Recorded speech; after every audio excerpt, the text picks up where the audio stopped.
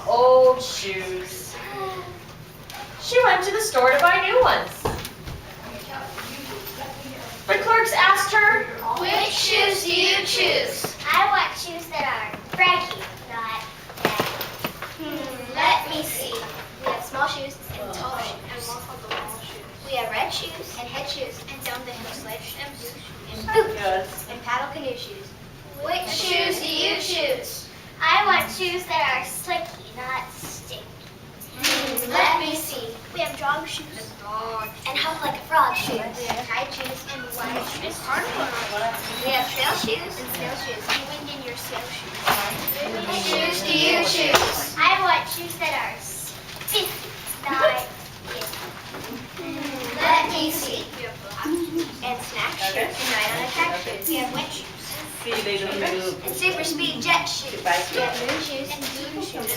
Like that? Which shoes do you choose? I choose all of those shoes. Oh. You want them? You do it, okay? So she bought the shoes.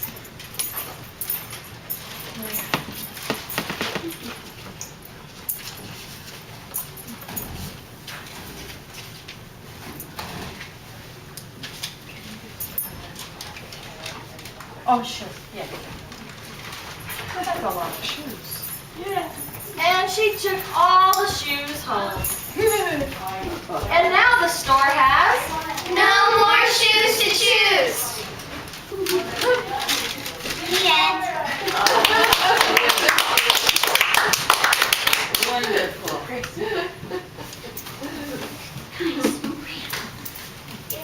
So we're gonna get set up for the second skit. Okay.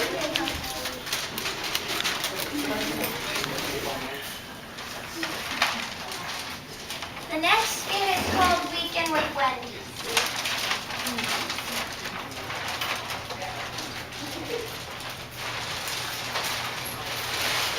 On Friday afternoon, Wendy's parents dropped her off at Sophie's house.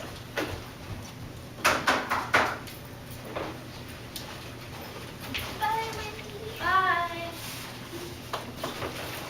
Wendy's going to spend the weekend with us while her parents are out of town visiting relatives. Oh, boy. Sophie helped Wendy carry her sleeping bag and suitcase upstairs. What is there to do around here? You got any toys? That's all you have got? I have a million more than that at home. What can we do? We can play house, only if I can make the rules. So they played house, and Wendy made the rules. She was the father, she was the mother, and she was the 5 children. Sophie was the dog. Ruff, ruff. Then they played hospital. Wendy was the doctor. She was the nurse. And she was the patient. Sophie was the desk clerk. Next, they played bakery. Wendy was the baker. Sophie was the sweet roll.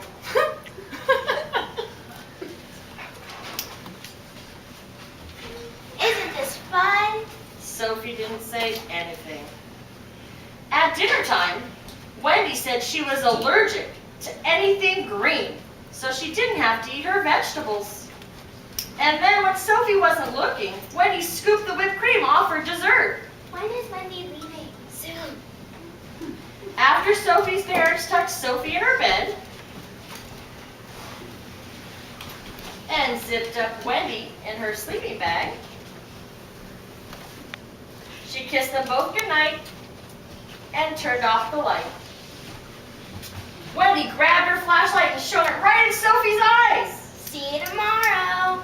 Sophie shut her eyes, said to herself. Can't wait for Wendy to go home. On Saturday morning, when Sophie woke up, there was a lumpy, blue monster jumping up and down on her bed. It was Wendy. At breakfast, she felt something pinch her leg. It was Wendy. She heard scary noises coming from the broom closet. It was Wendy. Wendy used Sophie's crayons and left them on the porch Wendy finger painted with peanut butter and jelly. When is Wendy leaving? Soon. At bedtime again, when Sophie put her head on her pillow, she heard something crunch. It was a note from Wendy. It said, "See you tomorrow." Sophie shut her eyes. I can't wait for Wendy to go home. She said to herself. Before Wendy's parents picked her up the next morning, Wendy tried to make a long-distance phone call. It's not gonna work. She wrote her name on the bathroom mirror with toothpaste and gave Sophie a new hairdo with shaving cream. Wanna go outside and help me wash this off? We can play firefighter. Sure. So they played firefighter, but this time Sophie made the rules. She was the fire chief. Wendy was the burning building. Isn't this fun? Wendy didn't say anything. Can I be the fire chief? Maybe. But soon, Wendy and Sophie didn't care who was the fire chief or who was the burning building. Time to go. Already? Already? When is Wendy coming back? Never.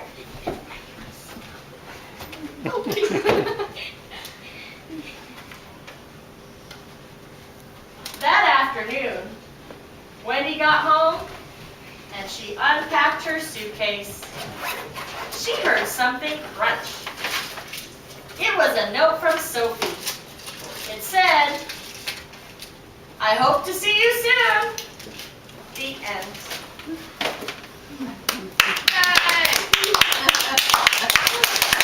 That was very cute.